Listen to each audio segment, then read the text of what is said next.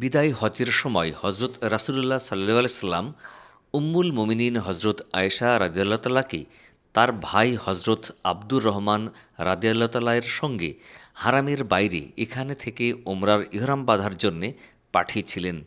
এ কারণে এখান থেকে মক্কাবাসীরা ওমরার জন্যে ইহরাম বেঁধে থাকেন। বিদেশি হাজিরাও এখান থেকে ওমরার ইহরাম বেঁধে থাকেন। অবশ্য এটি নিয়ে ইসলামী স্কলারদের মাঝে বিতর্ক আছে। কেউ বলেন এই আমল শুধু নারীদের জন্যেই, পুরুষদের জন্যে জায়েজ নয়। কেউ কেউ বলেন বিশেষ অবস্থায় রাসূলুল্লাহ সাল্লাল্লাহু আলাইহি সাল্লাম হজরত আয়েশা রাদিয়াল্লাহু তাআলাকে প্রেরণ করেছিলেন, বর্তমানে তা বৈধ নয়। কোনো একটি মিকাতে গিয়ে ইহরাম বাঁধা জরুরি। আবার কেউ বলেন আয়েশা মসজিদ থেকে ইহরাম বাঁধা উত্তম নয়, মিকাত থেকে ইহরাম বাঁধাই উত্তম।